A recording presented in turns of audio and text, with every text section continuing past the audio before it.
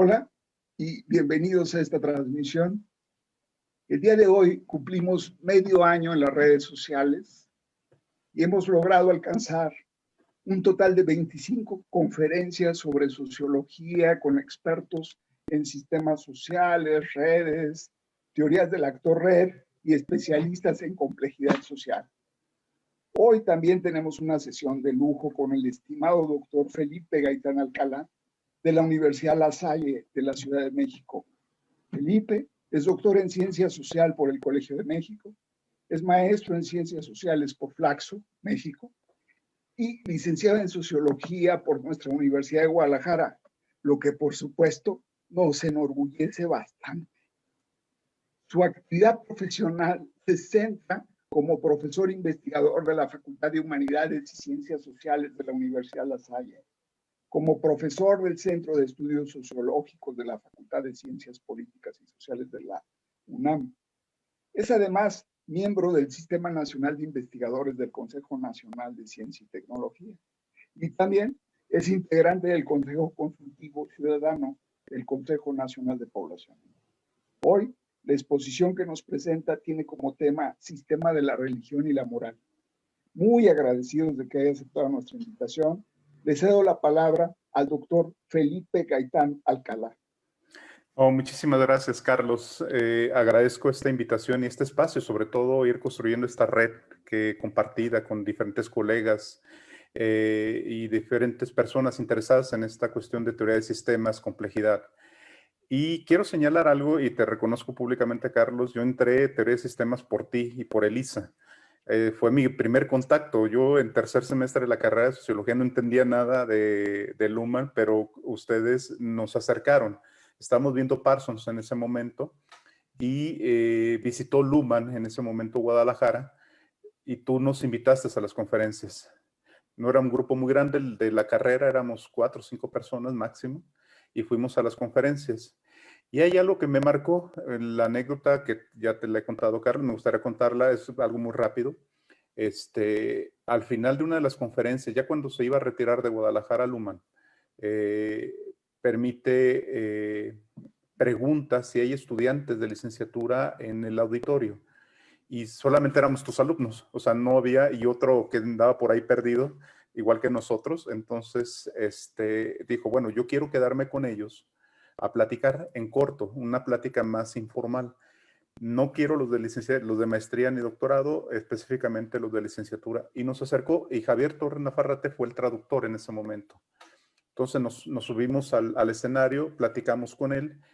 En realidad tratamos de comprender todas las cosas que había en ese momento para un joven estudiante que apenas descubría la complejidad de Parsons. Era como avasallante la propuesta lumaniana.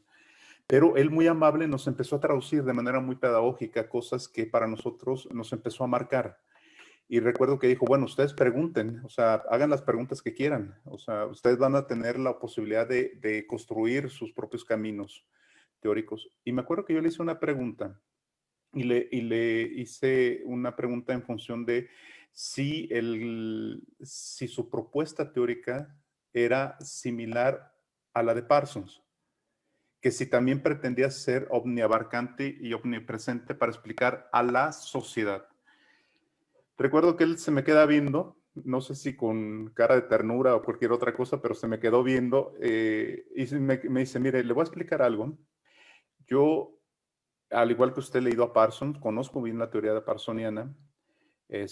Por supuesto que la conocía, pero en un momento a un estudiante tenía que ser muy cercano. Y entonces dice, mi propuesta no es una propuesta omnicomprensiva. Mi propuesta teórica es una observación más entre otras observaciones. Entonces, tómelo así. Parsons sí pretendió eso, yo no. Yo lo que intento hacer es una observación, una descripción de la sociedad como otras descripciones de la sociedad. Pero sí le recomiendo algo, lea bien a Parsons, porque si quiere ser un buen sociólogo, esto le permitirá conocer al último clásico y al primer contemporáneo de la sociología. Con eso me fui. Esa fue mi experiencia con Luhmann en su momento. Después, en la maestría, yo tuve el contacto con Raffaele Di Giorgi, discípulo amigo de Luhmann, y me formé con Raffaele Di Giorgi. Entonces, esa es un poco la trayectoria que tuve, pero empecé con ustedes, Carlos y Elisa, en este trayecto de teoría de sistemas. Y esta anécdota se la cuento a mis estudiantes ahora en la UNAM, cuando doy el curso de teoría funcionalista, donde vemos Luhmann particularmente. Entonces, esto ha sido parte de la trayectoria y lo que yo he trabajado, me he especializado en el tema de sociología de la religión. Y una de las primeras preguntas que yo tenía cuando empecé este camino era si era posible analizar la religión desde teoría de sistemas.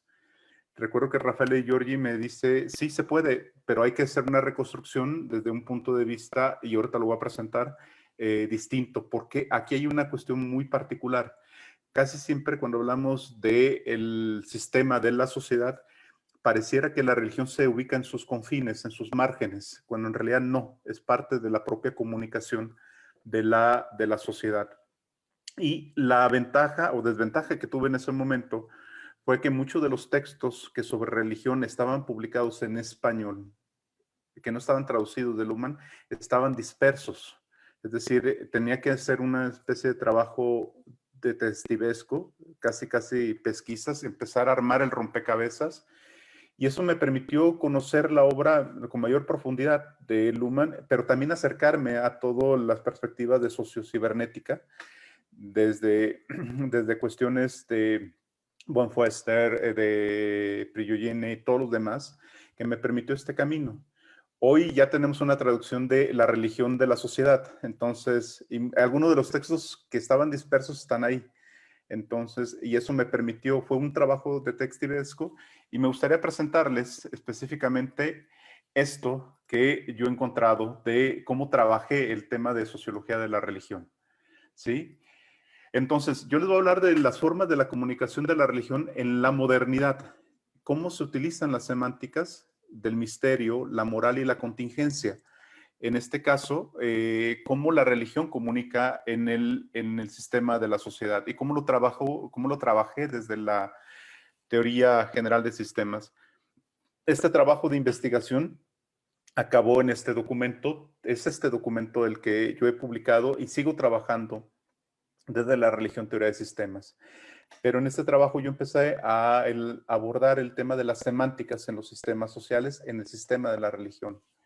Y ahorita voy a explicar a qué se refiere semántica. Semántica no es, se aleja un poco de la tradición, de las tradiciones lingüísticas.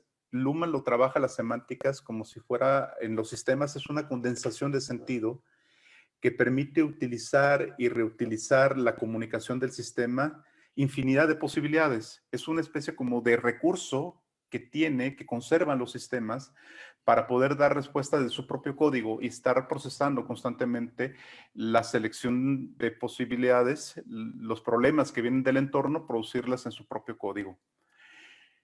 Lo primero que hay que ver es que cuando se habla de la comunicación moderna de la sociedad, ¿a qué nos estamos refiriendo? Aquí simplemente voy a hacer un pequeño esbozo de esto, porque cuando hablamos de la comunicación moderna de la sociedad, cuando hablamos del sistema de la sociedad, estamos hablando de que de la modernidad es cuando el sistema de la sociedad alcanza su clausura operacional. Es decir, ya no hay nada externo al sistema, sino que todo se produce dentro de él, todo se produce a través de ¿qué? A través de la comunicación. Y entonces ya no hay esta externalidad, esta referencia externa, sino que todos son diferenciaciones a su interior, observando siempre esta expansión de posibilidades, este crecimiento de la complejidad dentro del propio sistema de la sociedad, que va a dar paso a que también se generen estos subsistemas sociales, se generen su clausura operacional de la política, la economía, la religión incluso, la ciencia, la educación, etcétera, etcétera. Por eso una de las cosas principales que tenemos que reconocer en la teoría general de sistemas de Luhmann es que el principio básico es la comunicación. La comunicación es la que permite distinguirse de otros sistemas, del sistema biológico, del sistema psíquico. Es la comunicación, el sistema de la sociedad, y no hay nada afuera que no sea comunicación. Es decir, no hay nada en la sociedad que no sea comunicación, no hay nada dentro de la sociedad, y esto es parte del proceso del cierre operacional de la sociedad, y que particularmente lo que vamos a ver es que este cierre operacional hace que todo lo que se incluya dentro del sistema sea comunicación. Y dentro de ella vemos también la clausura operacional de los diferentes subsistemas. El sistema de la política, el sistema de la economía, el sistema de la educación, el sistema de la ciencia, y cada uno en un código particularmente. Se habilita un código en su comunicación. La comunicación del poder, de la política es el poder. La comunicación de la economía son los recursos. El código comunicacional del sistema de la educación es el saber. Y así cada uno. La gran pregunta que queda aquí es, ¿cuál sería el código de comunicación en el cual se produce el sistema de la sociedad? Y esa fue una de las primeras preguntas que yo hice, porque pareciera muy claro la clausura operacional en los diferentes subsistemas. La economía es muy claro, los recursos, tener o no tener recursos, en el tema de la política, el poder o no poder, en el derecho, lo que es legal de lo que no es legal. Y quedaba la pregunta, bueno, entonces, el sistema de la religión, ¿cuál es el código en el que se mueve? Y ahorita lo voy a plantear con mayor detalle en los siguientes slides. Pero hay algo también que me interesa destacar, que es que dentro de esta clausura operacional del sistema de la sociedad, en esta clausura operacional en la comunicación, se dio un proceso llamado de secularización, que es precisamente esta clausura, y no hay ninguna externalidad que permita o que habilite al sistema de la sociedad, sino que el sistema de la sociedad se habilita por la comunicación misma. Y esta externalidad, que puede ser la naturaleza, que puede ser diferentes cosas, ya no son parte de este proceso en tanto que no sean integrados al proceso de comunicación.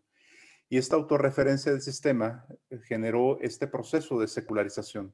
Este proceso de secularización se puede entender en los sistemas, en la diferenciación funcional de los mismos subsistemas, donde ya no aceptan la comunicación de algo externo a ellos. Esta parte de su comunicación en su clausura y en su autonomía.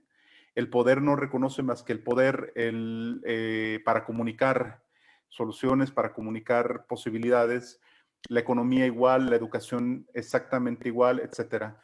Entonces, el proceso de secularización lo que hizo fue, en principio, evitar externalidades, hacer que los propios sistemas en esta clausura ya no dependieran o no estuvieran articulados en un centro como se ocurrió previo a su clausura operacional, como fue el caso de la religión. La religión previo a este cierre, a esta clausura operacional, a la modernidad, que tanto lo hemos visto, la religión jugaba un papel fundamental en la forma de articular la comunicación de los otros subsistemas. Habilitaba el tema del poder legitimando a quien llegaba a ejercerlo. Legitimaba el derecho como un derecho concedido por Dios o por una entidad supranatural. Habilitaba el tema de la ciencia, qué se podía conocer y no conocer. Cuando los subsistemas comienzan en su propia evolución social, en su variación, empiezan a clausurarse, la religión pierde este papel, pierde esta función de ser un centro articulador para traducir la externalidad del mundo a la sociedad. Y en ese sentido, esto va a ser importante porque lo que vamos a ver es que en realidad empezamos a ver, y esto ha sido parte de la sociología, de la sociología en general, y de la forma de observar este proceso evolutivo de la modernidad, esta pirámide en la cual la religión articulaba a los demás, articulaba la función de comunicación de los otros subsistemas, perdió y entonces se volvió un sistema más. Recordemos que una de las características de los sistemas sociales en general son autónomos, están cerrados operacionalmente, son horizontales, ¿sí? Es decir, son simultáneos y son acéntricos, es decir, ninguno ocupa un centro. Y en ese sentido, lo que sí, en este caso, al perder esta centralidad en este proceso de secularización, lo que hizo fue que la religión ocupara un lugar como un sistema más dentro del sistema de la sociedad. Y reitero, aquí viene la pregunta, entonces, ¿cómo podemos observar al sistema de la religión?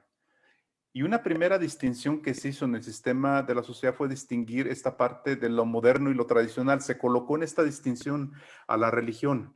Es decir, lo moderno era toda esta clausura operacional de los subsistemas y la religión se consideraba como lo tradicional, ese resabio que venía de una externalidad. Y hablo de externalidad por esta idea de comunicar o de procesar aquellas cosas que no pertenecían o que no eran conocidas. Los dioses, los misterios, las fuerzas sobrenaturales, etcétera, etcétera, la certidumbre de lo que acontecía que no podía ser explicado.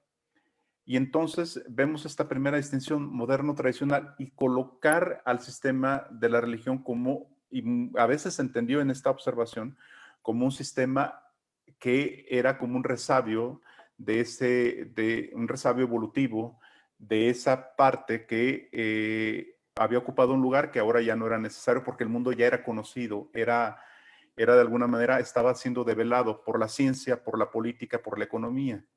Y entonces esto marcó muchísimo esta distinción moderno-tradicional y la religión permitió emplear esta distinción. Lo que era moderno de lo tradicional, por lo regular, se utilizó mucho a través del sistema de la religión. Y esto lo podemos ver en la propia sociología. En la sociología lo vemos, los clásicos, cuando abordan el tema de la modernidad, sea Marx, Weber, Simmel, el propio Durkheim, Comte, lo que ustedes quieran, todos van a tener un tratado sobre religión. O sea, todos van a tratar el tema de lo religioso, pero precisamente como para distinguir lo moderno de lo tradicional, lo que ya no es de lo que es posible, lo que es el horizonte de posibilidades. Entonces, la religión fue observada como un subsistema que permitía la distinción entre lo moderno y lo tradicional, comunicar aquello que ya no pertenecía de las posibilidades en la sociedad moderna. Y bueno, hay que recordar que la religión siempre se movió, o sea, la distinción de la religión siempre marcó esta distinción entre lo sagrado y lo profano, entre esa externalidad del mundo, del entorno, que generaba incertidumbre y que generaba una serie de preguntas respecto a lo profano, que era el mundo que podemos conocer, que podemos percibir, que podemos comprender, ¿no? Cuando la sociología empieza a develar esto, que venía de tiempo atrás, pero la sociología en una observación de segundo orden empieza a ver que en realidad esta distinción permite conocer que Dios ya no es una externalidad, sino que es una producción del hombre mismo. Esta idea de que la religión era el velo que cubría lo social y era posible develarlo. Entonces, aquí se pensó durante mucho tiempo que el tema de la religión era una cuestión latente, era una cuestión que estaba ahí como para comunicar algo que no sé, que era simplemente algo que tendría que ser traducido socialmente. Y lo que vemos aquí básicamente es que durante algún tiempo la sociología de la religión, la sociología en general, consideró a la religión como un resabio, como esta parte que iba a desaparecer en un momento dado porque no había posibilidades de su comunicación en la sociedad moderna. Lo vemos cuando en algunos casos, en los años 60 y 70, se hablaba de extender un acta de defunción a la religión, cuando decían es que entre se incremente el nivel educativo de las personas, entre más la ciencia avance y entre más desarrollos tecnológicos e industriales tengamos, el tema de las posibilidades de comunicar de la religión van a desaparecer. Y algunos habían extendido en los años 60 esta acta de defunción y todavía en el año 2005 se publicaron algunos artículos de psicología social. Unos colegas japoneses en la revista Science, creo que publicaron, no, en otra revista, publicaron que en el 2047 iba a desaparecer por los índices de escolaridad, de índices de tecnología y ciencia y el dominio de la ciencia sobre el mundo mismo. Esto, lo primero que hace es cuestionar entonces si la religión pertenece o no pertenece con derecho propio al sistema de la sociedad. Pertenece en términos de sus posibilidades de comunicación. Pero resulta que en el año 2000 y en el año 2012 y en el año 2020, lo voy a abordar un poco más adelante, nos damos cuenta que la religión irrumpe con muchísima fuerza su comunicación. En el año 2000 lo irrumpió con el tema de de los milenarismos, el fin de los tiempos. En el año 2012, con el tema de el apocalipsis maya, en ese momento, el 2020 con el tema de la pandemia, el tema de los fundamentalismos religiosos, los conservadurismos, el tema del incremento de cultos. ¿Qué estaba pasando ahí? Es decir, ¿cómo podríamos explicar esto? Y entonces, partiendo de este elemento, la primera pregunta, y la he reiterado, es ¿cómo comunica la religión en la modernidad? Y lo primero que uno tiene que atender es que el sistema de la religión es parte de la comunicación moderna del sistema de la sociedad. Y la propia religión comunica, comunica posibilidades y comunica diferenciaciones. Y aquí viene lo primero, que es, si bien la religión perdió su centralidad en el mundo, con el incremento de complejidad en los sistemas, sí se volvió un subsistema más que procesó cosas, que procesó del entorno y dio respuestas a diferentes cosas. Uno puede saber o tener en cuenta que el mundo ya es conocido, el mundo puede ser develado, pero hay franjas dentro de lo conocido que no se saben. El tema de la muerte, el tema del azar, el tema de la suerte, etcétera. Y entonces, aquí viene una primera premisa que nosotros planteamos, que fue que la distinción de lo secular en el mundo, si bien fue una comunicación, un proceso de la complejidad misma del sistema social, fue una comunicación propia del sistema de la religión para delimitar sus fronteras respecto de lo que podía pertenecerle a lo que no se podía pertenecer. Es decir, hubo un proceso de diferenciación social del sistema de la religión con respecto a los demás subsistemas. Y esto fue con el tema de la secularización. De hecho, el concepto mismo de secularización parte de la propia religión. Desde el cristianismo, por supuesto, secular, secularum, significa lo finito del tiempo. Y esto fue una parte importante que la religión comunicó en esta modernidad. Es decir, le permitió su propia clausura en ese momento de delimitar sus fronteras. Y esto lo podemos ver con el tema de los relatos cristianos, de la comunicación desde el cristianismo al judaísmo como estructuras dentro del propio sistema de la religión. El cristianismo, recordemos, que comunicaba la idea de que Dios no estaba afuera, Dios era el hombre, estaba encarnado en el hombre a través de la figura de Jesucristo. Esta idea de tener un centro, el Jesucristo, como esta parte de la familia divina y la familia terrenal, lo sagrado y lo profano. Esa fue una primera traducción de de secularizar, de establecer sus propios límites, donde se movía la religión misma. Igual ustedes recordarán esta idea de que dada al César lo que es del César y a Dios lo que es de Dios. Precisamente es esta parte donde la distinción de lo secular aparece como comunicación del sistema de la religión. Y si tiene esa potencialidad de comunicar esta distinción en la modernidad, por supuesto que se vuelve todavía con mayor énfasis y se vuelve un proceso de incremento de complejidad en su propia comunicación con respecto a los otros sistemas. Igual ocurrió con el tema del judaísmo. El judaísmo, ustedes recordarán que en la tradición judaica es esta idea de historización de Dios. Es decir, Dios ya no es algo externo, sino que se implica en la historia de un pueblo, particularmente que lo acompaña en su liberación y lo acompaña en todas sus vicisitudes. Dios deja de ser algo externo y se vuelve interno. Entonces se vuelve interno, se vuelve parte de los hombres, se vuelve parte de la historia de un pueblo. Y entonces esta distinción de lo secular, de historizar a Dios, se vuelve parte de la propia comunicación del sistema.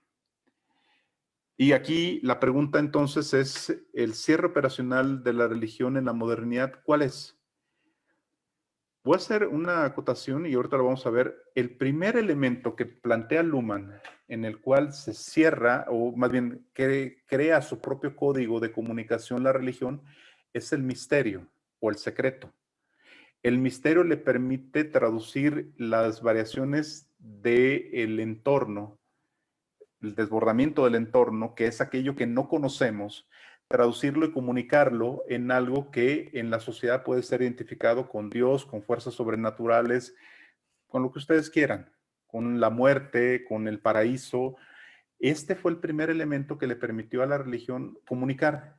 Pero la cuestión es que en la modernidad, si el misterio pervivía como código de comunicación, resulta que los otros subsistemas, la economía, la política, la ciencia, ya han develado parte de estos misterios.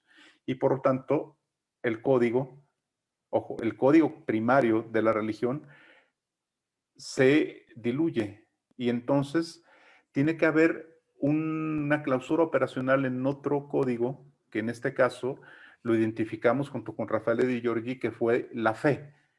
La fe permitió establecer en principio la distinción entre lo sacro y lo profano, la fe en la esperanza y la incertidumbre. Lo sacro se veía como la esperanza, como esta idea de que hay algo más, y la incertidumbre para afrontar lo que hay en el mundo en lo profano.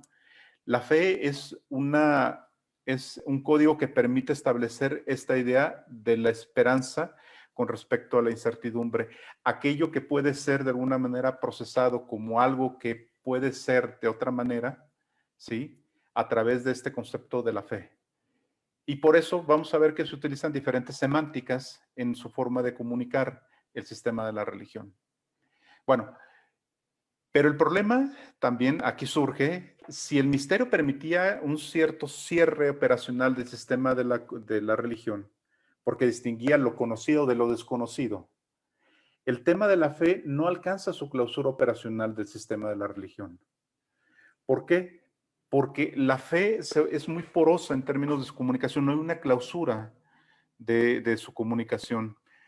Es muy porosa y permite interpenetrarse por otros sistemas y ser parte de otros sistemas. Por ejemplo, lo hemos visto cuando se aduce que el tema de la fe en el desarrollo económico, esta parte de la legitimidad casi sacralizada de los poderes, de las formas de las investiduras, de los gobernantes, la cultura misma, a veces se dice, la religión es cultura. Y entonces empezamos a ver qué tradiciones religiosas o formas, rituales y demás es cultura. Y esto es parte de ese código que no alcanza a clausurar. Y lo hemos visto en temas de política, en temas económicos, en temas educativos, en temas de ciencia. Cuando se habla, por ejemplo, de la religión civil, que en Estados Unidos este concepto es muy recurrente. Cuando estas formas sacralizadas de los símbolos terminan siendo sacralizadas, pero en el ámbito civil. Esta idea de la bandera, de todos estos esquemas de jurar sobre la Biblia, pero que no tienen estas referencias de lo sacro, sino que son elementos que se vuelven profanos, sacralizados en el ámbito de la política. Lo vemos en todas las discusiones teóricas políticas sobre la teología política y lo podemos ver en diferentes elementos. Es decir, aquí el tema de la fe como código no alcanza a clausurarlo y entonces lo que hace la religión, el sistema de la religión recurre a semánticas y estas semánticas es esta condensación de sentido que le permite utilizar infinidad de posibilidades, su propio código, y lo vamos a ver. Y yo lo he dividido sobre todo en cuatro grandes semánticas: moral, valores, contingencia, y el misterio mismo sirve como una semántica dentro del sistema de la religión. Bueno, un poco recuperando esta parte del sistema de la religión en la evolución de su comunicación, recordemos que Luhmann llega a plantear una evolución de los sistemas, ¿sí? Como esta parte, una variación de sus posibilidades, es decir, las posibilidades que tiene para poder comunicar los problemas del entorno. Vemos que Luhmann plantea tres elementos: una variación, una selección y una estabilidad de la comunicación, ¿sí? Entonces, la religión en un primer momento, en la variación de los sistemas sociales, permitió reducir complejidad. Permitió reducir porque él ordenó, sobre todo, llegó a ordenar las posibilidades del mundo que desbordaba la experiencia de los seres humanos, los ordenó en una comunicación, ordenando ya sea en un politeísmo, en un monoteísmo, en una forma de ordenar las fuerzas que desbordaban, que eran estas fuerzas externas en el mundo. Y por tanto, en esta variación, por eso la religión, en esta variación evolutiva de los sistemas, la religión ocupó un lugar central porque permitió traducir la externalidad en un proceso de comunicación que pudiera ser probable de reducir la complejidad. Y en ese sentido, la primera distinción sagrado-profano es evidente. Y por lo tanto, la religión, como dije anteriormente, la religión surgió como una comunicación del misterio, precisamente por traducir esa externalidad al mundo profano, ¿no? Al mundo, a la comunicación, esta reducción de complejidad, porque permitió traducir eso que era desconocido a través de esta comunicación de conocido-desconocido, una forma de aprender el mundo. Y es aquí donde vemos el tema de los ritos, los mitos, vemos también las creencias, que los mitos y los ritos, las creencias no buscan develar, no buscan conocer, sino buscan potencializar ese misterio como una forma de reducir esa complejidad que desborda la experiencia misma. ¿Sí? Y por eso vemos que muchas de las ocasiones los rituales, los mitos, no tienen otra función más que traducir esta posibilidad de conocido o desconocido, de eso que no se logra entender o que no podemos observar, que es eso que está fuera, esa externalidad. Y bueno, lo que hizo en el caso de la religión, si bien la religión pudo traducir esta parte de esa externalidad, se volvió en el centro. Por eso la centralidad en esta variación, en esta selección y estabilidad, la religión juega un papel fundamental, porque en un primer momento lo que vemos es que la religión ocupó un lugar central que permitió habilitar la comunicación, traduciendo esa complejidad de lo externo a la comunicación, permitió entender a la economía en este acoplamiento y interpenetración con otros sistemas, permitió a la economía entender que a veces la disposición o no disposición de los recursos podían provenir de fuerzas sobrenaturales. Estos rituales de cosecha, estos rituales en los cuales podemos ver que pensar que si hay una plaga o hay algo, podemos aducirla a una externalidad, no necesariamente a algo que podemos conocer, sino a lo desconocido. Igual en el caso de la política, esa legitimidad del poder por obra y gracia de una externalidad, es decir, de Dios. Esta idea de la coronación o de los linajes, de alguna manera, que viene de tiempo atrás. Y ustedes recordarán siempre esta idea de poner el nombre, de dónde surge todo el árbol genealógico. Y lo pueden ver en las películas del Señor de los Anillos. O sea, cuando alguien decía su nombre, decía todo el linaje que había. Y de hecho, en las tradiciones bíblicas, ustedes pueden ver que los nombres bíblicos, Jesucristo, Abraham, siempre son descendencia directamente de linajes divinos. Entonces, la cuestión de la religión permitió habilitar la comunicación de los demás sistemas. Igual con el derecho, esta parte de herencias de sangre divina fue algo importante. Y también permitió entender, habilitó una dimensión temporal, el misterio, el tiempo y la distinción con la eternidad. Esta parte del tiempo en el cual nosotros nos movemos y el tema de la eternidad, que puede ser traducido a través de la muerte, a través del paraíso, a través de la vivencia de los dioses que no juegan en el tiempo humano, sino juegan en otro tiempo, en ese no tiempo, en la eternidad misma. Entonces, esto permitió, por eso la religión se volvió el centro de la comunicación, el gran articulador en este proceso evolutivo, en esta evolución de los sistemas, fue como una pirámide donde el centro era la religión que habilitaba la comunicación de los demás sistemas. La cuestión es que la complejidad misma de los sistemas sociales hizo que perder la centralidad de la religión porque ya no necesitaba traducir esa externalidad al momento que se clausura operacionalmente por el propio incremento de complejidad y selección de posibilidades. Lo que vemos es que los códigos pasan de la variación a una selección y por tanto también a una estabilidad. Es decir, la estabilidad de la comunicación permitió el cierre operacional precisamente de los subsistemas y vemos que la política ya no requirió la centralidad de la religión para su legitimidad. O sea, y hay un cuadro muy importante, un cuadro que ustedes lo podrán ver, donde la coronación de Napoleón Bonaparte.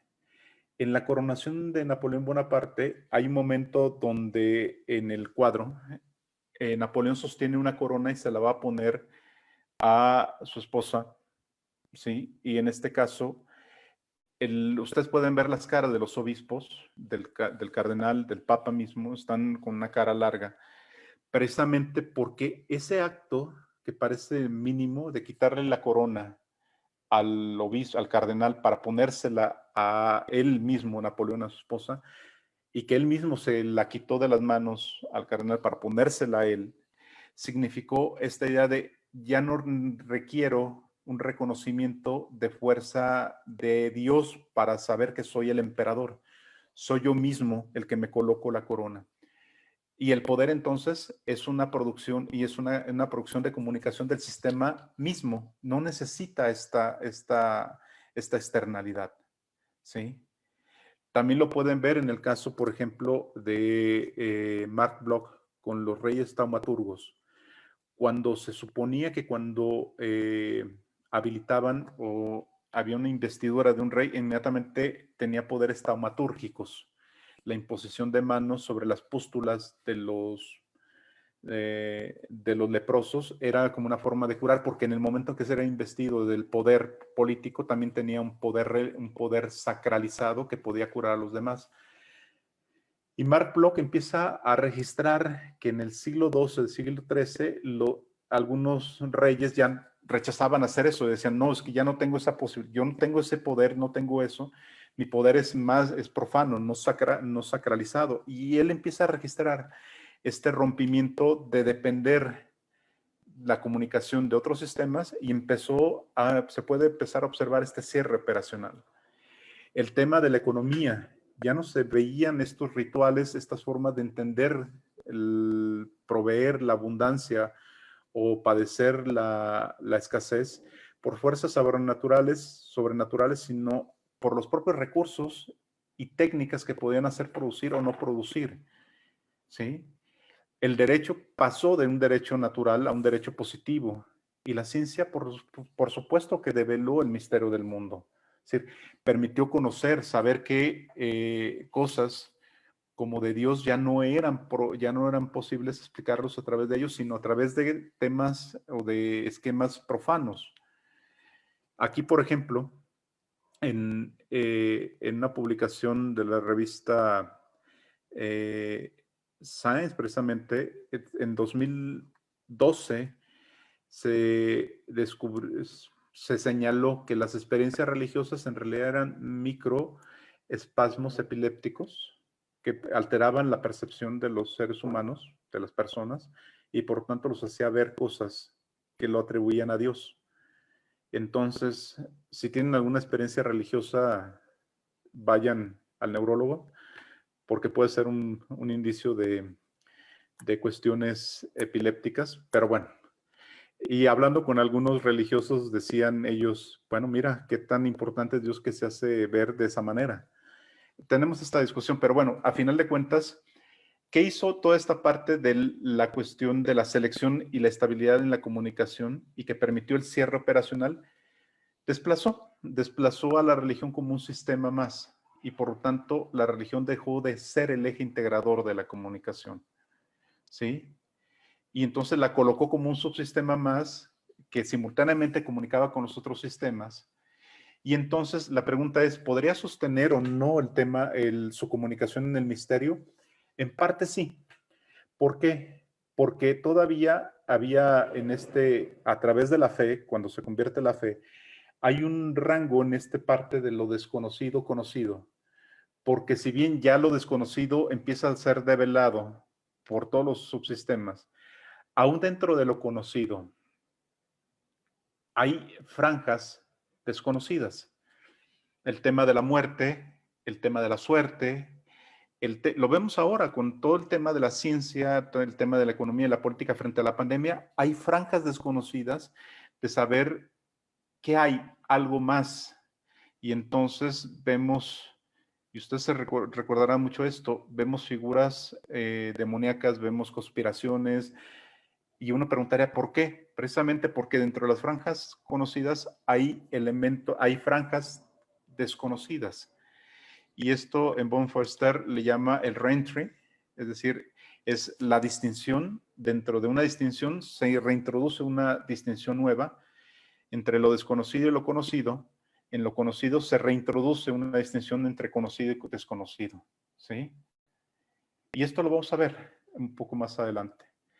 Y bueno, les decía esto, la religión se desplazó su comunicación del misterio a la fe.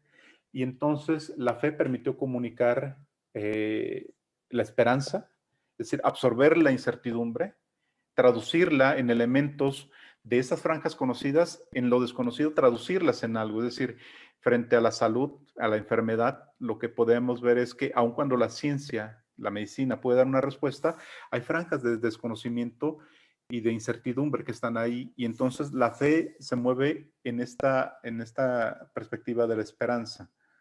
Igual podemos seguir poniendo ejemplos, pero en este caso sí es importante señalarlo porque casi el misterio se desplaza hacia el tema de la fe y hay algo que seguimos todavía insistiendo en esta parte que es pensar que la religión es integración.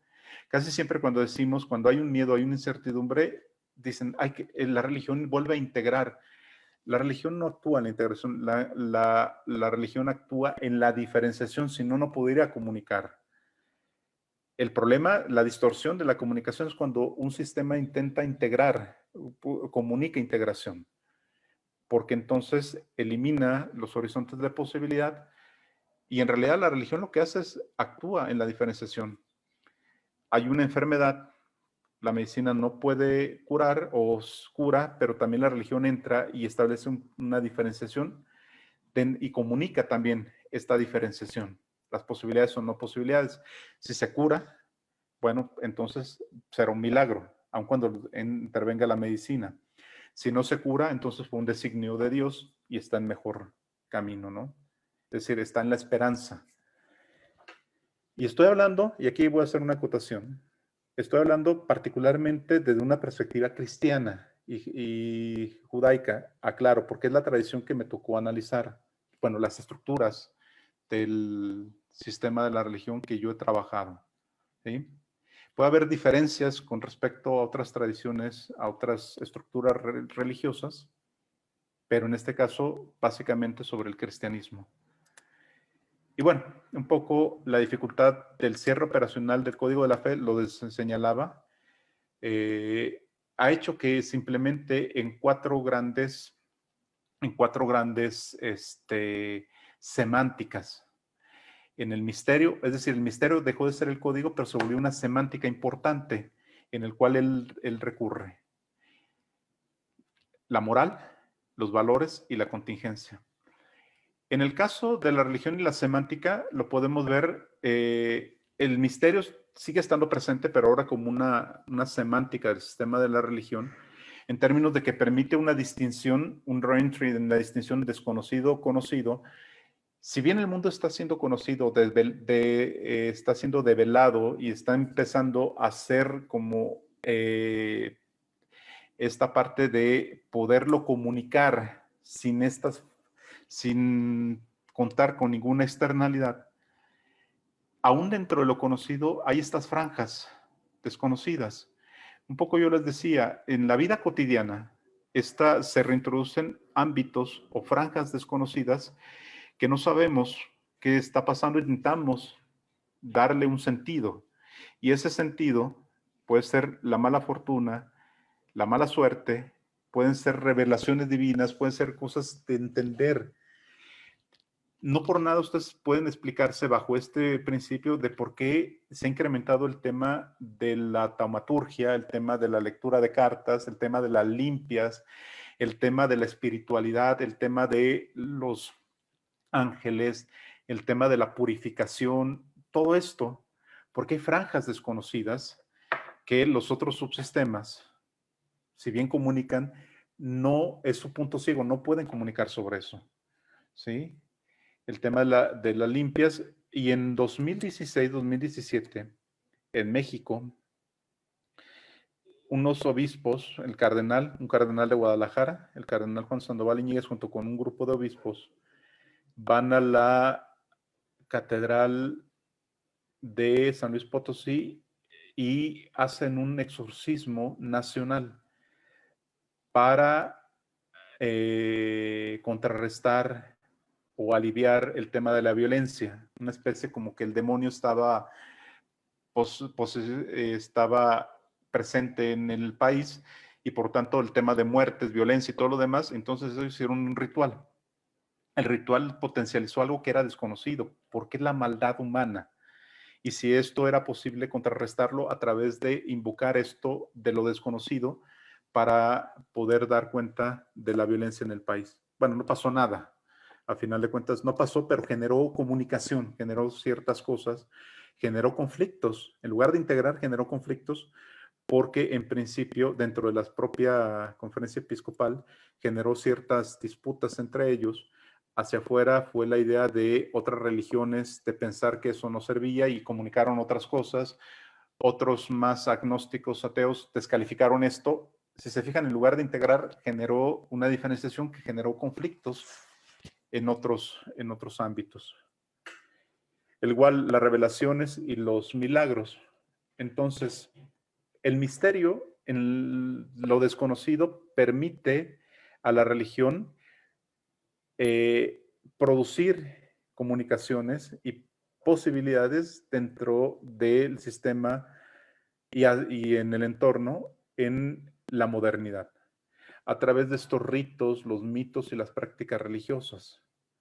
Y un poco les decía esto, las semánticas del misterio se actualizaron en los años 2000, 2012, 2020, y usted lo puede ver, el milenarismo del 2000, el apocalipsis del 2012 y la pandemia en el 2020. Sin contar todos los movimientos fundamentalistas que se han dado en el mundo, el tema de las creencias y demás. Y bueno, vemos el tema de la religión y la semántica de la moral. Aquí es donde entra el tema de la moral, porque el misterio ya no es suficiente, ¿sí? Ya no es suficiente para dar cuenta de la comunicación de lo religioso en la modernidad. Y hay un acoplamiento entre religión y moral, hay un acoplamiento, es decir, hay una prestación en el cual le permite al potenciar la comunicación de la religión a través de la moral y viceversa. La moral actúa en la distinción del aprecio o desprecio entre lo bueno y lo malo. La moral busca reducir complejidad en el deber ser. Es decir, la moral sí busca, sí, su comunicación tiende a la integración antes que a diferenciar. Es decir, las cosas son así, bajo estos principios no hay otras posibilidades. Pero aún en esa pretensión de integrar, genera diferenciaciones y por tanto genera conflictos. Por eso Luhmann, en algunos textos sobre temas de política y políticos, dice que cuando la moral se introduce a otros sistemas, se acopla con otros sistemas, genera distorsiones, porque la política no puede actuar en la moral, tiene que actuar en su código, y entonces se vuelve complicado, ¿sí? Precisamente porque su comunicación es tajante, porque comunica desde principios. Y uno pensaría en el acoplamiento con la religión y la moral, podría ser como algo muy, muy propio de la reducción de complejidad entre los sistemas, este acoplamiento. Porque si vemos, Dios casi siempre se comunica como la bondad divina y se señala el mal y hay que seguir los preceptos divinos. Pareciera que hay una moral religiosa casi como si fuera algo per se o algo casi natural, entre comillas, que pudiera ser esta comunicación de la moral en el sistema de la religión. Pero resulta que este acoplamiento ha generado más problemas que soluciones en la comunicación del sistema de la religión. Y ha generado paradojas semánticas. Y entonces lo primero que uno dice, ¿por qué un Dios bueno permite la maldad? Si en realidad es bueno, ¿por qué permite la maldad? ¿Por qué Dios castiga a personas buenas y no a las malas personas? Y lo hemos visto en esta pandemia. gente joven, gente que se ha cuidado, ha padecido el COVID, ha muerto por el COVID, y gente que anda en la calle, que puede andar en fiestas y demás, no les pasa nada. Y entonces uno se cuestiona, las personas se llegan a cuestionar, ¿por qué Dios castiga a estas personas buenas y no a las malas? Y bueno, a final de cuentas, la moral también, para poder hacer posible su comunicación, y esto lo dice Luhmann, necesita de actos inmorales para potenciar su propia comunicación. Es decir, necesita reconocer los actos inmorales. La moral necesita reconocer al pecado, necesita reconocer aquello que está mal para poder comunicar. Y por eso uno ve que casi siempre los moralizadores terminan siendo moralizados o acaban cometiendo actos inmorales. ¿Sí? La religión en este caso transforma su comunicación, es decir, empieza a ver este problema de este acoplamiento e intenta despegarse de la moral, y entonces lo hace a través de dos posibilidades. A través de la convicción, es decir, no importa si eres bueno o malo, si crees, eres salvo, eres un hijo de Dios. Es decir, la convicción por encima de cualquier cosa lo va a hacer. Y esto lo pueden ver en una comunicación del Papa Francisco que generó tanto revuelo cuando dice, ¿quién soy yo para juzgar a la comunidad LGBT? Cuando dice, ¿quién soy yo para juzgar si son hijos de Dios? Es decir, si son creyentes, son hijos de Dios. Y esto desde la comunicación de la moral generó una serie de problemas, porque la moral no podía aceptar, la comunicación de la moral no podía aceptar este tipo de comunicación. ¿Eres o no eres? ¿Eres o te conviertes o te elimino? Y lo vamos a ver en diferentes elementos, o sea, siempre va a haber esto, y la convicción es uno de los elementos que le permite desapegarse de este o distanciarse de este acoplamiento con la moral. Y la religión misma vuelve al misterio. Lo que pasa si Dios llega a castigar, si llega a llevarse a gente buena, si Dios permite la maldad, si hay actos inmorales que la religión, en este caso, simplemente por convicción los llega porque son hijos de Dios. La religión, en este caso, vuelve al misterio. Son los designios de Dios. No lo podemos entender. Igual pasa con la moral. Si ustedes se fijan hoy mismo, la moral empieza en ese desacoplarse de la religión. La moral misma empieza su propio discurso, su propia comunicación, empieza a manejarse fuera de del horizonte religioso. Los grupos más conservadores y los grupos fundamentalistas van a encontrar en su discurso que no manejan términos o comunicación religiosa. No se plantean desde la comunicación religiosa, es más, lo evitan.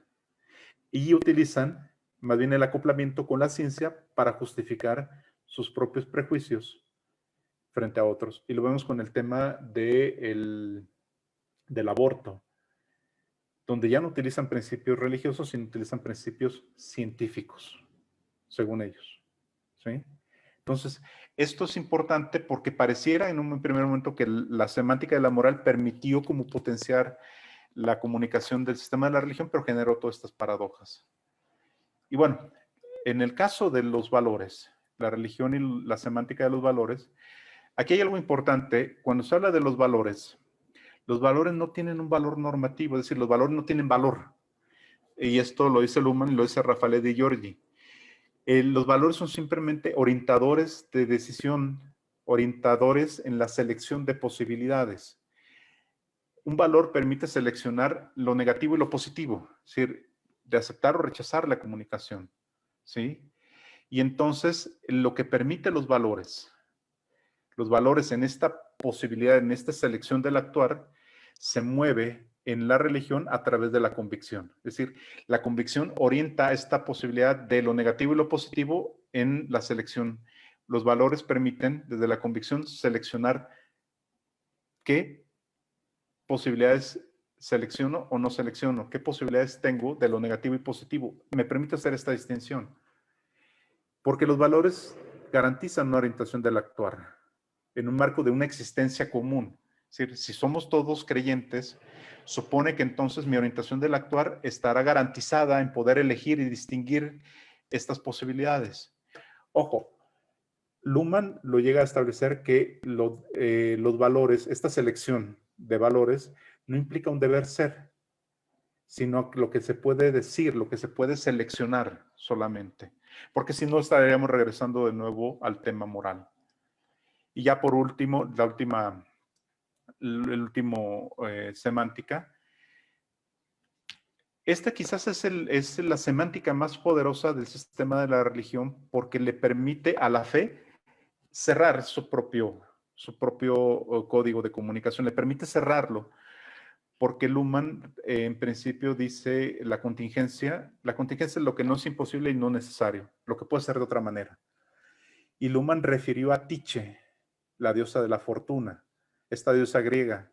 Cuando dice, cuando los demás dioses no hacen caso, los hombres recurren a Tiche, la diosa de la fortuna y la suerte.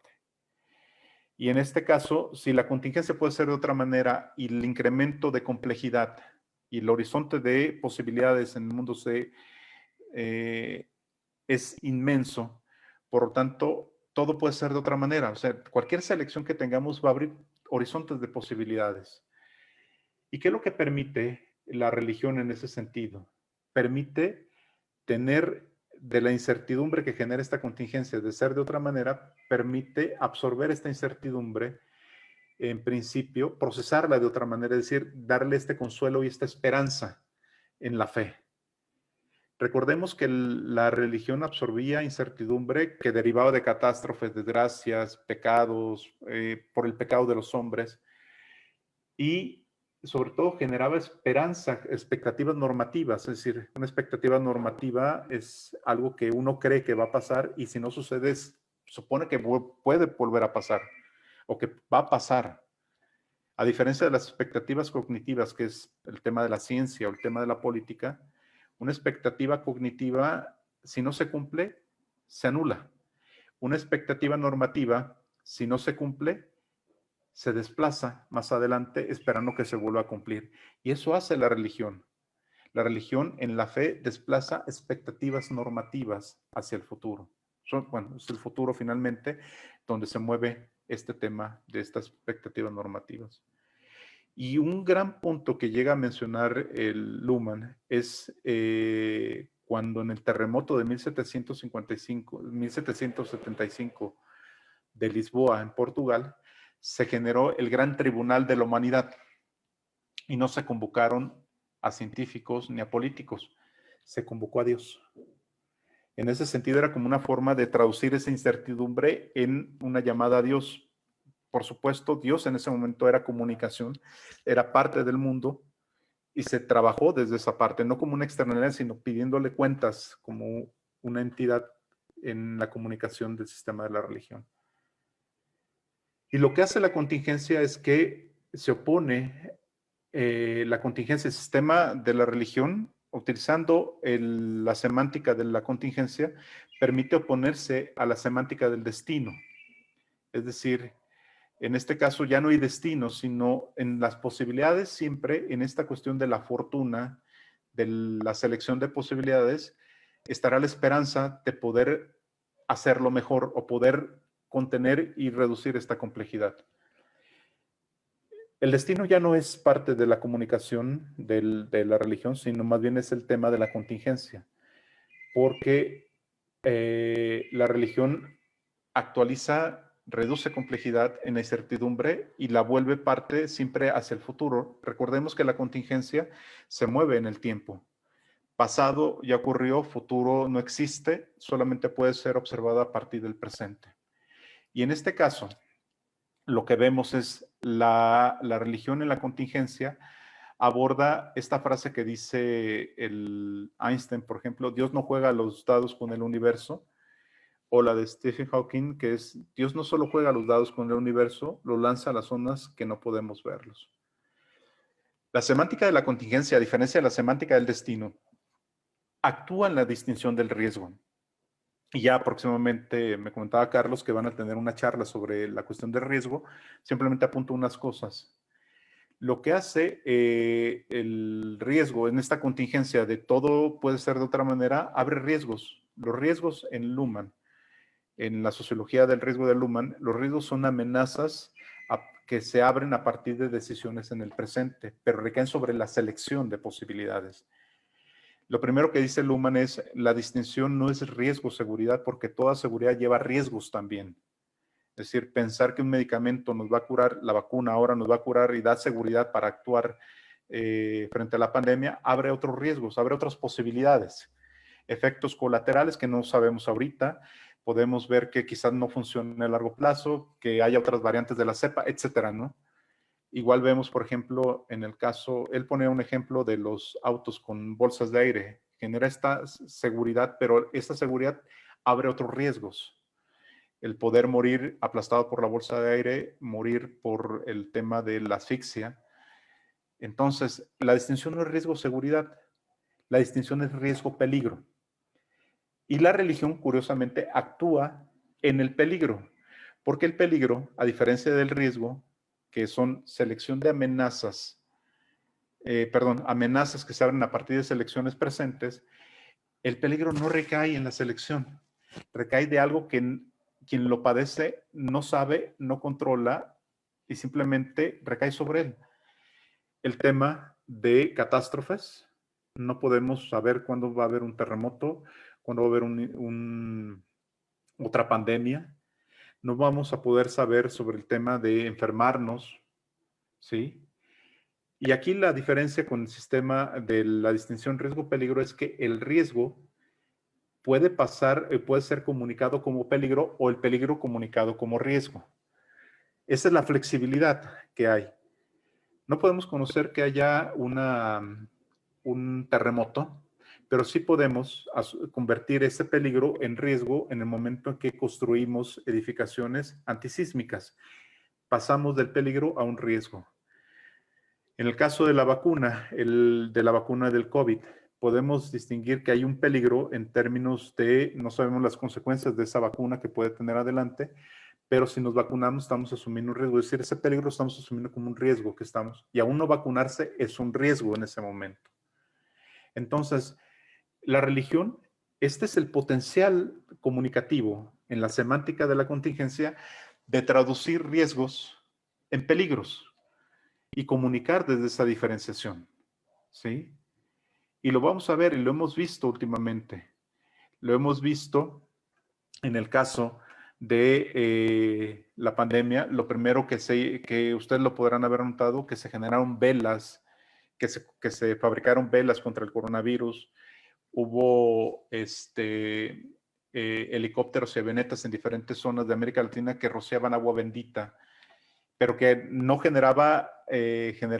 convertía en peligro, es decir, será designio de Dios si nos protege o no nos protege. La cuestión es que la ciencia dijo, la protección no viene de una pretensión externa, sino viene del desarrollo de una vacuna, etcétera, ¿no? Ustedes lo pueden ver, el tema de convertir los riesgos en peligros son los milagros. Los milagros tienen mucho sentido en este. ¿Qué es un milagro? Es una contingencia. Una trayectoria de un evento puede ser modificado de manera abrupta o de manera incomprensible a otro terreno y entonces se le conoce, se comunica como milagro. Ojo, puede ser que no sea milagro, pero dentro del sistema de la religión se comunica como milagro. Y bueno, ya con esto termino. En la clausura operacional del sistema de la religión alcanzará su clausura operacional en esta distinción de lo trascendente inmanente en la fe, en la absorción de la incertidumbre y, sobre todo, entendiendo que la religión no comunica integración, sino comunica diferenciación, ¿sí? Y siempre la comunicación de la religión abre un horizonte de posibilidades que le permite el cierre, la clausura operacional de mayor potencia para el sistema de la religión, la semántica de la contingencia, la semántica de los valores en la convicción, la del misterio que sigue estando presente y en menor medida la de la moral. Y con esto concluiría, Carlos. Tendría nada más una lámina de cómo lo trabajé esta parte metodológica, porque yo trabajé con programas y acuérdense que los programas los programas dentro de las estructuras en los sistemas sociales tienen una potencialidad de poder distinguir exactamente fenómenos sociales específicos, sin hablar del sistema completamente, sino estructuras específicas. En este caso yo utilicé los programas que en la religión se denominan tradiciones marianas. Trabajé las tradiciones marianas. La otra es observar la distinción riesgo-peligro en las creencias y prácticas en situaciones críticas y analizar el despegue de la moral y la religión como temas límite en las formas de comunicación en otros subsistemas a partir de la comunicación religiosa. Sería todo, Carlos. Muchas gracias. Felipe, extraordinaria presentación. Muchas gracias. No, al contrario, fue condensado todo el trabajo aquí. Claro, claro. Se ve mucho trabajo detrás de tu exposición. Aún no tenemos preguntas, Felipe. Esperemos unos segundos.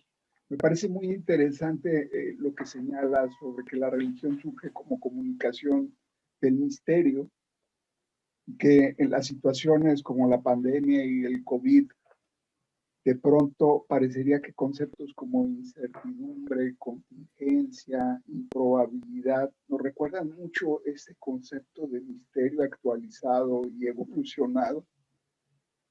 Es un tema muy, muy, muy interesante. Fíjate que en esta parte, Carlos, casi siempre cuando se develaba el misterio, cuando se decía es que la religión ya no es posible porque el mundo ya es conocido, Claro. A final de cuentas, y esto lo tomé de von Forster, el tema de el reentry, es decir, aún en las franjas, en lo conocido hay franjas desconocidas, ya no fuera sino dentro del mundo, en nuestra vida cotidiana. Y entonces uno explica por qué el incremento, por ejemplo, de las religiosidades, la espiritualidad, el tema de recurrir sobre todo a esto para dar cierta certidumbre a esas franjas desconocidas. Fíjate que Ramón Castillo dice, gracias por compartir tus reflexiones, muy interesante la exposición. Gerardo Herrera Pérez dice, gracias por la disertación, fue extraordinaria, una gran oportunidad de conocer estos posicionamientos. Josefina Cortés, gracias por la plática. En estos momentos hay un aumento de radiodifusoras regionales, por ejemplo en Jalisco, con santeros. Sí. Y hay, y fíjate que esta parte, hay la Iglesia Universal de Dios, que viene de Brasil, prácticamente ha ocupado mucho los teatros y las radiodifusoras y ha comprado tiempo. Y la gente va y uno pensaría, bueno, ¿por qué no recurre a otro tipo de cosas? Precisamente por eso, por el tema de la incertidumbre, este desbordamiento ya al interior ahora de la complejidad de estas posibilidades, la gente busca sobre todo una certeza y lo encuentra en el tema religioso. Es decir, reducen la complejidad a algo que puede ser una respuesta. Por eso vemos el tema de las profecías. Las profecías es reducir toda la complejidad a una sola, aunque sea fatal, pero es una sola.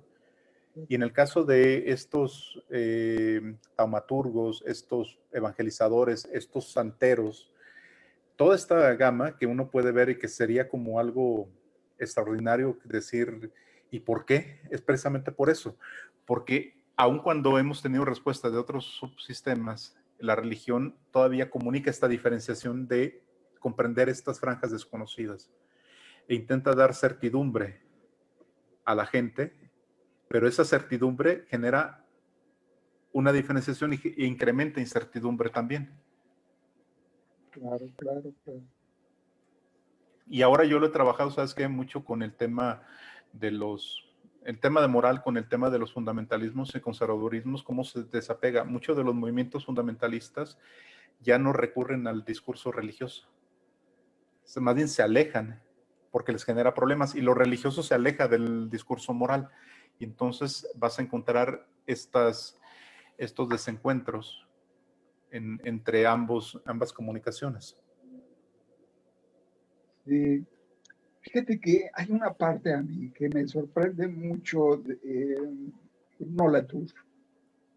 en su texto sobre el ensamblaje social, yo noto en su texto una observación que trata como de reconocer este discurso religioso en términos de sentido para las personas que participan en él, que me parece muy interesante. Es decir, acude, digamos, a un criterio religioso posconvencional, me parece. Y bueno, el mismo Latour es religioso, ¿verdad? Eso es algo que me sorprende mucho en sociología, porque en sociología, quiérase que no, la mayoría somos ateos, eh, pero al escuchar a Latour me sorprende su capacidad de comprensión del sentido que para muchos tiene la religión, que no es solamente un lado negativo o un lado, digamos, ignorante, sino algo que da sentido a los sujetos y que lo vemos con la pandemia, ¿no? Sí, efectivamente. La Y lo con, la, vemos. con la pandemia podemos ver que hay seguridad en mucha gente que le permite mantenerse en situaciones sumamente adversas, que mantiene una seguridad que ya la quisiéramos los científicos en ámbitos, digamos, muy de riesgo, incluso de peligro, y que sobresalen y que se esfuerzan y que entran con un sentido religioso positivo hacia eso, ¿no? Que nosotros, por supuesto, no tenemos. Te Pero, recordarás en el caso de la política, en el uso religioso en el tema de la política acabó generando irritación, acabó generando conflictos entre sistemas. Cuando los líderes políticos utilizaban Bolsonaro el tema de una oración pública, cuando el presidente López Obrador sacó el detente y sacó estas imágenes religiosas, mucha gente empezó a decir, es que el pueblo mexicano es creyente y necesita tener certeza. Pero el problema es que lo estaban comunicando desde la política y no desde la religión. Y claro, eso generó distorsiones. claro, claro, claro. Entonces, y esta parte yo lo que digo es la clausura operacional precisamente permite estas interpenetraciones de un sistema en otro. Sí, sí, por supuesto. Esto que la gente no trae su cubrebocas, no se mantiene bajo, porque considera que Dios lo está protegiendo, o que ¿Sí? una estampita lo puede proteger, o un O si me religioso. infecto es porque Dios quiere. Claro, claro, claro. Es decir, se convierte en un grave peligro. Efectivamente. Es decir, pasa de ser un riesgo externo a un peligro generado desde dentro.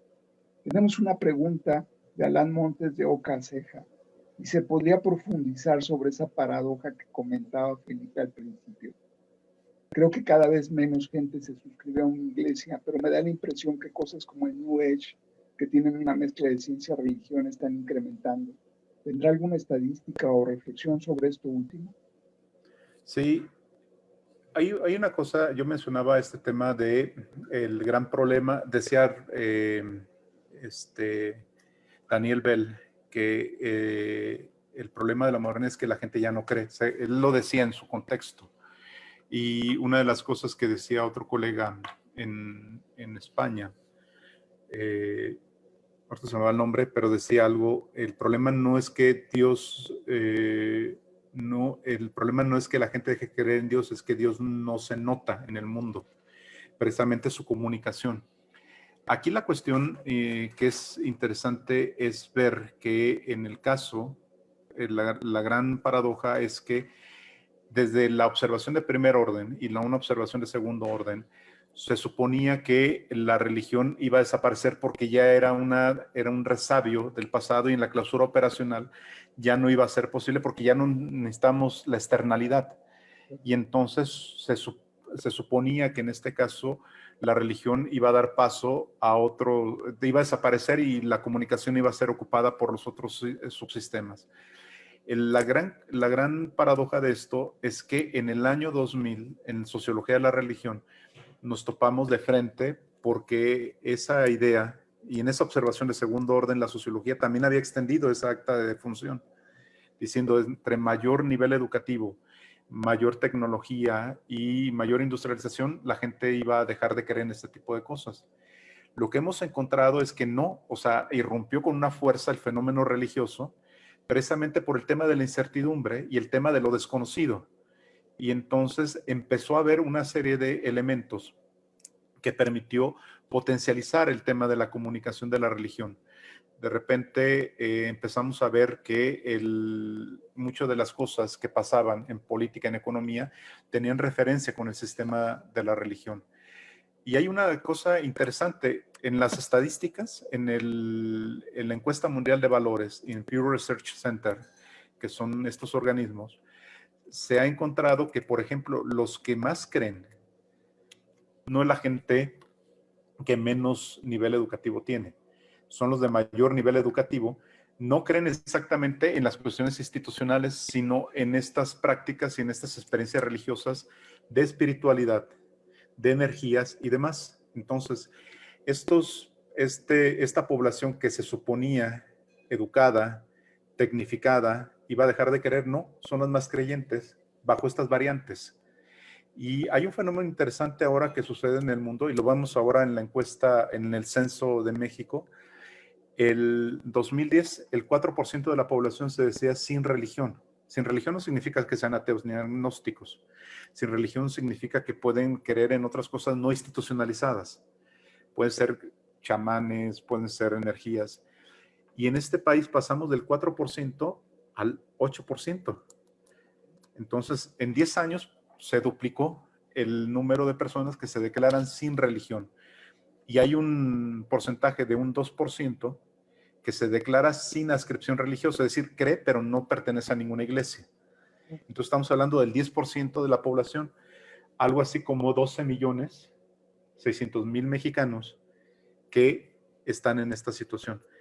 Aquí lo interesante es, medimos durante mucho tiempo el tema de lo religioso, de la creencia y la práctica religiosa en términos de adscripción. Es decir, si eras católico, si eras judío, si eras... Pero hoy no se mide ya así, se mide por las prácticas, es decir, las prácticas no institucionalizadas.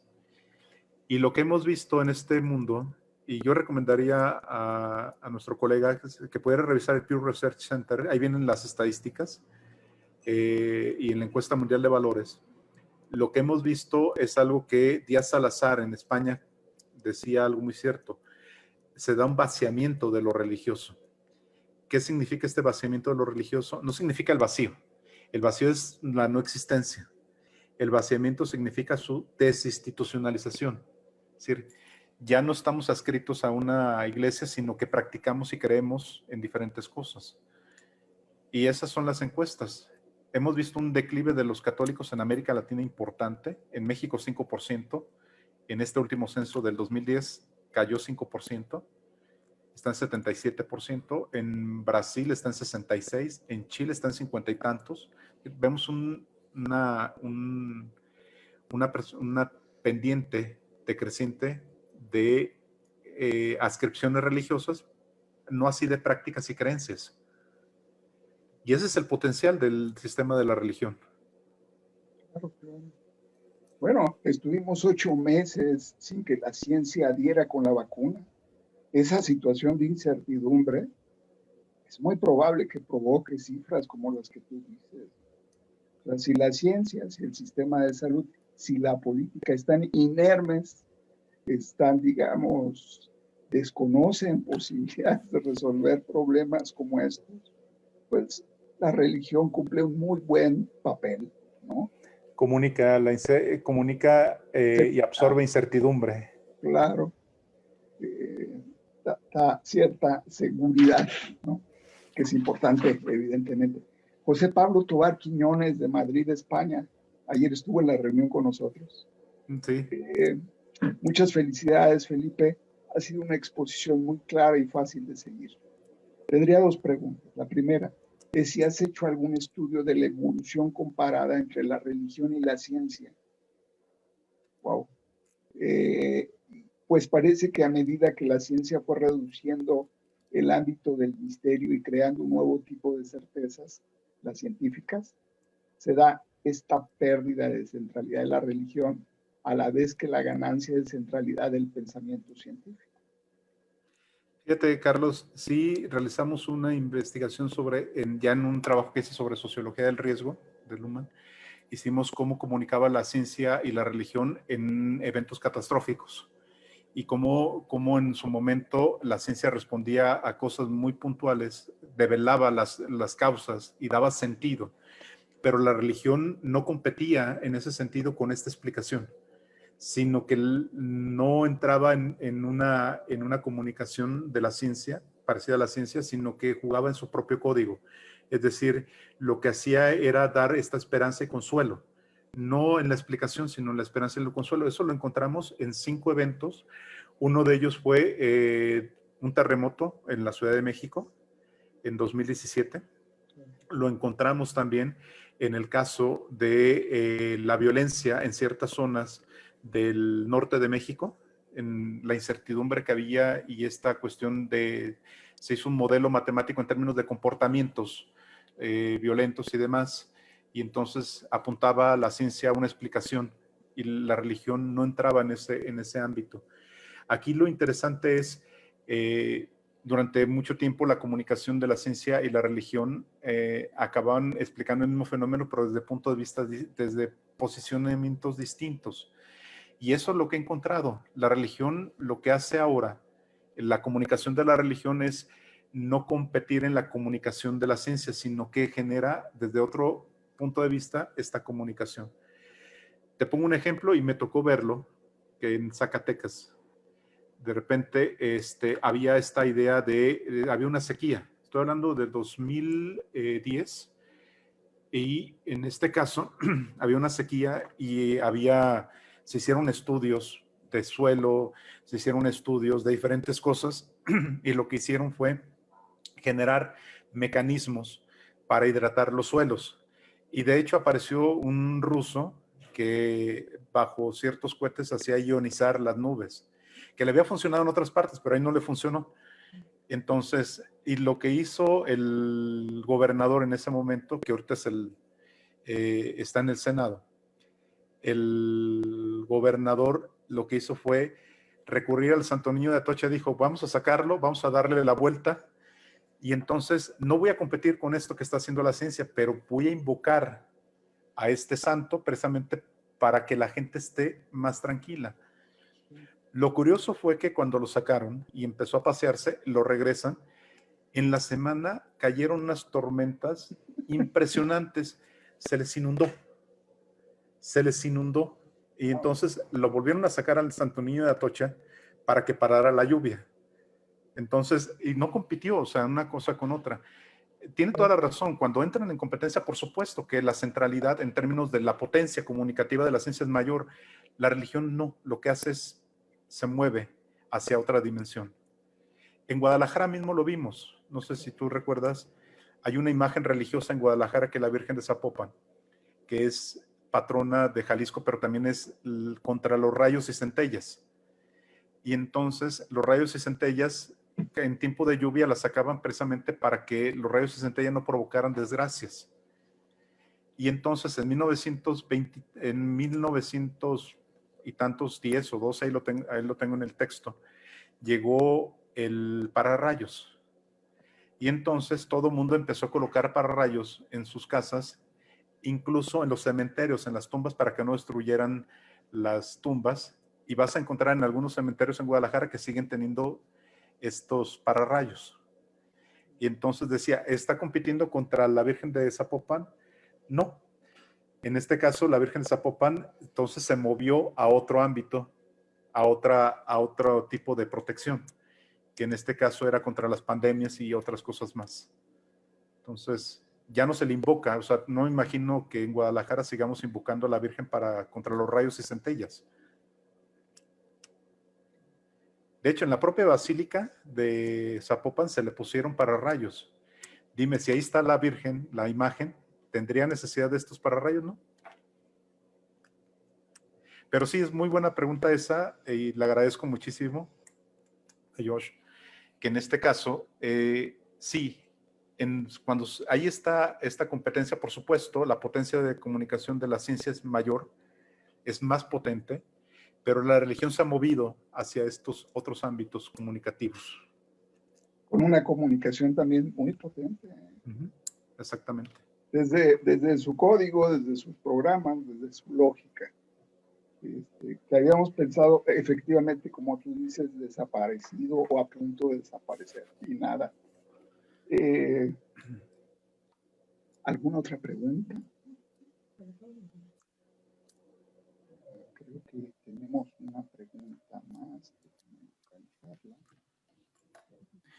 Y fíjate que durante mucho tiempo, Carlos, el tema de teoría de sistemas, analizando el tema de lo religioso, había quedado como muy en el margen, o sea, no había muchos estudios sobre el tema de la religión en teoría de sistemas. La ventaja es que ahorita ya ha crecido, pero en principio no se le tomaba tanto en cuenta, ¿eh? De hecho, los propios escritos de Luhmann eran como muy dispersos, por eso no podía yo conseguir un texto específicamente traducido en principio sobre la religión, que sí lo tenía Luhmann.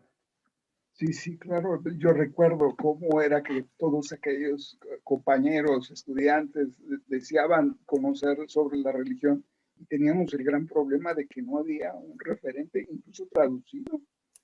Hacer toda la talacha de traducir, buscar artículos por separados, independientes, por distintas editoriales, era toda una tarea gigante que te tocó a ti desarrollar. Sí, y todavía no estaba el internet desarrollado, ¿eh?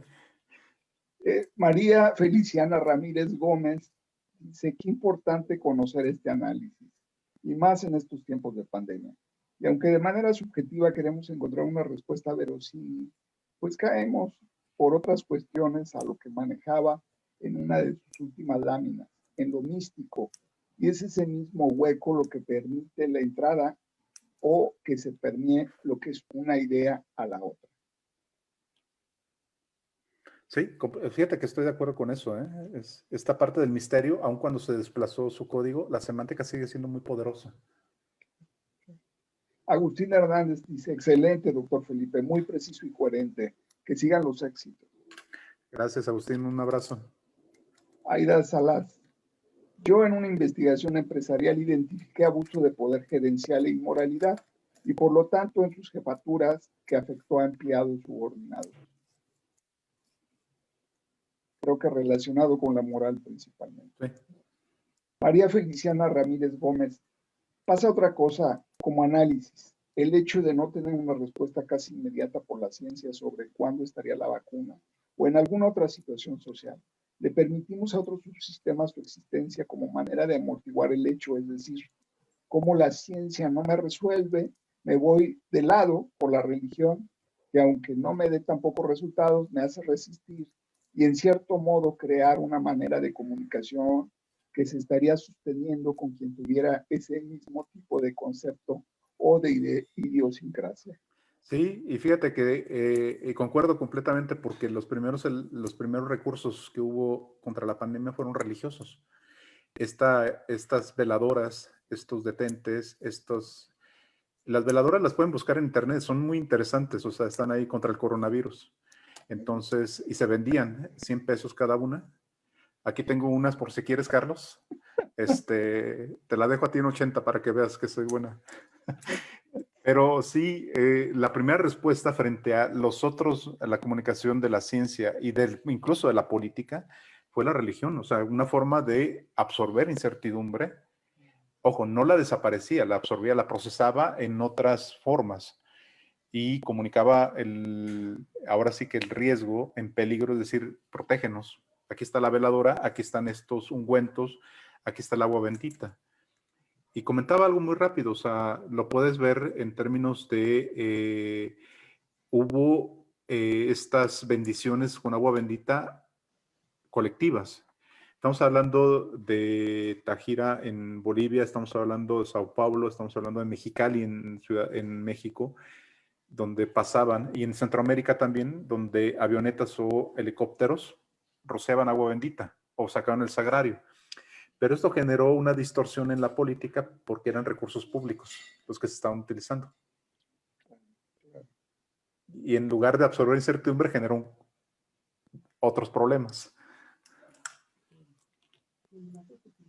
Ramón Castillo hace una pregunta. ¿La expectativa es real de que la ciencia y tecnología brinde certezas, provoca, estimula la búsqueda de certeza en la religión? Bueno, hay que recordar que la ciencia, si bien genera en un primer momento respuestas, no genera certezas porque siempre va a haber la duda hacia adelante. Esto lo mencionaba Popper en su momento, o sea, es decir, a cada respuesta siempre surgen nuevas preguntas. La religión lo que hace es dar certeza en ese momento, una certeza comunicativa, sin generar otras respuestas, aunque va a generar otras posibilidades. Y esa es la diferencia comunicacional que podemos ver en el caso de la ciencia y la religión. La ciencia, por supuesto, que va a dar certeza en un primer momento, pero va a generar nuevas preguntas. Y lo vemos ahora con la vacuna. La vacuna da certeza de que va a contener, pero no sabemos las consecuencias de la aplicación de esa vacuna y cuánto tiempo va a mutar otra cepa para que dé otras respuestas a la ciencia. Entonces, siempre va en este camino, a diferencia de la religión. Fíjate que me ha parecido una sesión muy, muy interesante la que nos has dado. Me parece que es muy clarificadora de puntos que generalmente no se tocan en términos de los sistemas. Normalmente se habla del de la política, el de la economía, el de la salud, el de la educación, pero en el de la religión hablamos muy poco del sistema de la religión, ¿no? Muy poco. Sí, y creo que es un campo que podemos desarrollar todavía más. Pues queda mucho para la reflexión después de la brillante y clarificadora exposición del doctor Felipe Tan Alcalá, así como las preguntas y comentarios que se han generado en estos momentos en el seminario.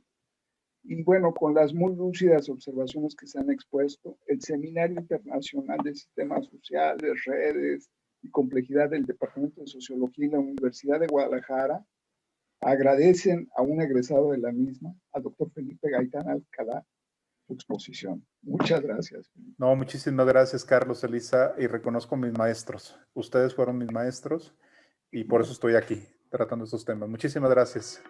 Muchas gracias.